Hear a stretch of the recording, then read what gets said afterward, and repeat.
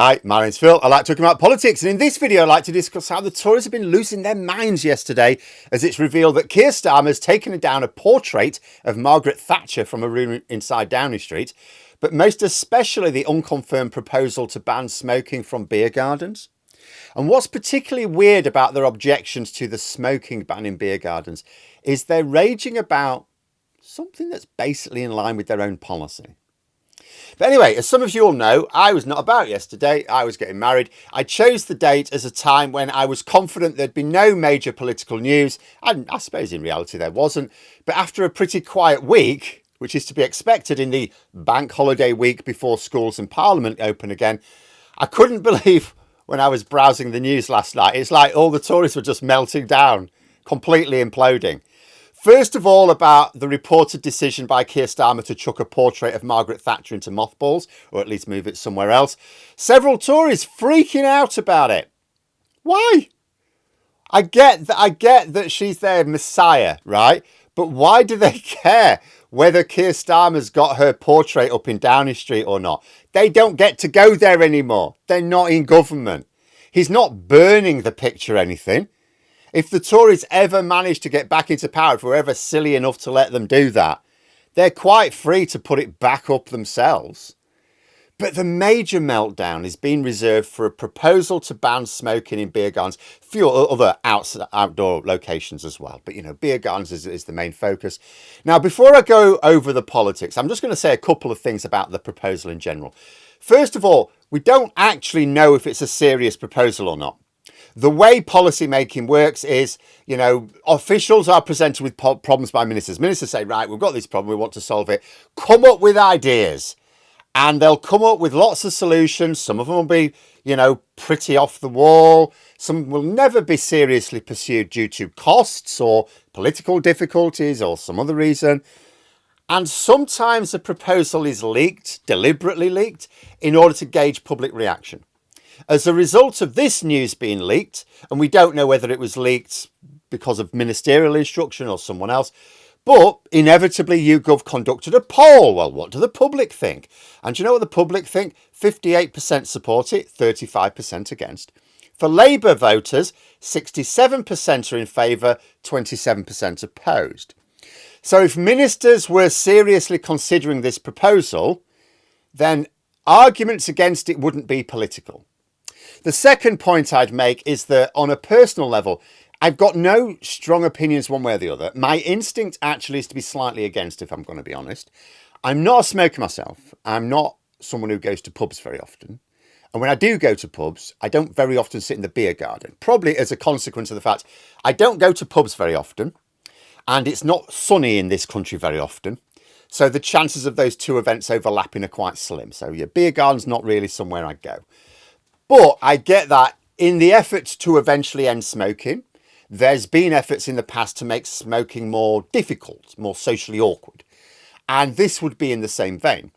But I hesitate to support it because it's almost like saying smokers can't go to the pub at all. That being said, I'd only ever thought of the idea last night when I saw it in the news. I haven't given it any real thought. The same is also true of like basically everyone else, including the hospitality industry, who are obviously more than a little concerned about it, because this proposal would produce an economic hit. And you'd think, oh, but it'd be worth it if we get the health benefits. But would we? Would it yield health benefits? Would it reduce pressure on the NHS? That's what I'd need to be convinced about. I'm more than happy to read reports making the case.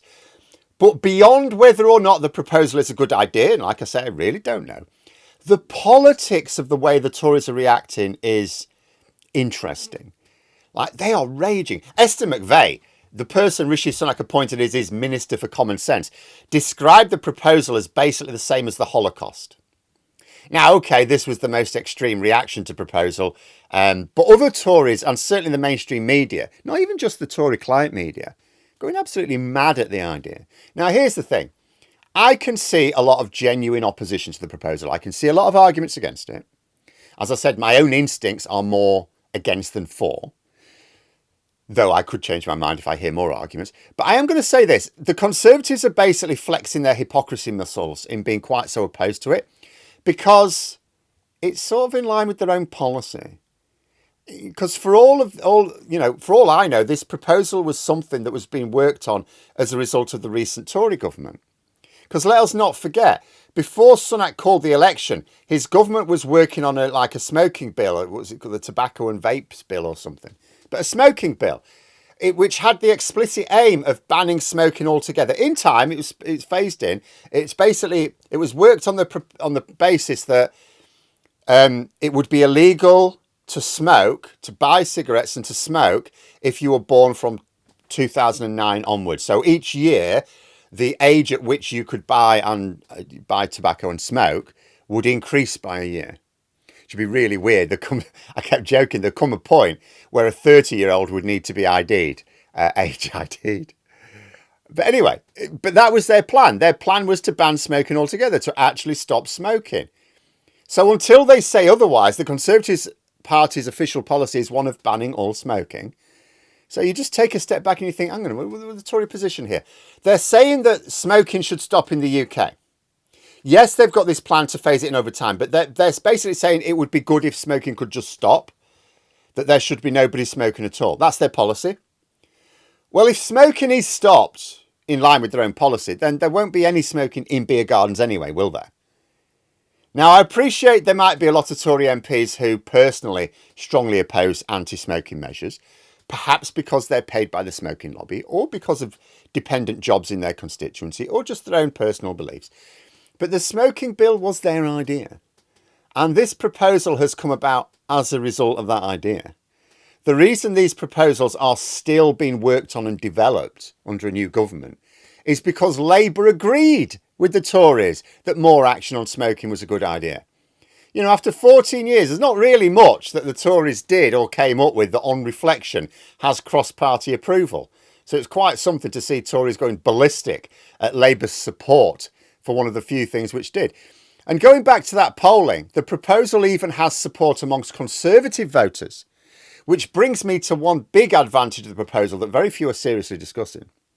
This proposal has a clear majority of support from Labour voters, Conservative voters, Lib Dem voters, not Reform UK voters. It's more evenly split there. 41% do approve, but 54% disapprove. So with Reform UK, you've got a majority disapproving. And Reform UK leader Nigel Farage said that if this policy ever came to pass, he'd never visit another pub again. So we may find ourselves in a couple of years' time where the list of places Nigel Farage never goes includes Parliament, the town of Clacton, and every pub in England. He'd still be able to go to pubs in Scotland or Wales if he dares and they didn't adopt the same measures. But I mean, imagine being told that Labour were considering a proposal that would have the effect of allowing you to go into any pub in England and be guaranteed never to bump into Nigel Farage. If you present it like that, this policy could get even more public support than it already has. But there we are. Those are my thoughts. If you enjoyed the video, please subscribe for further content and click the like button. You can also sign up for memberships if you'd like to support the channel further. Thanks for watching. Until next time, I'll see you later.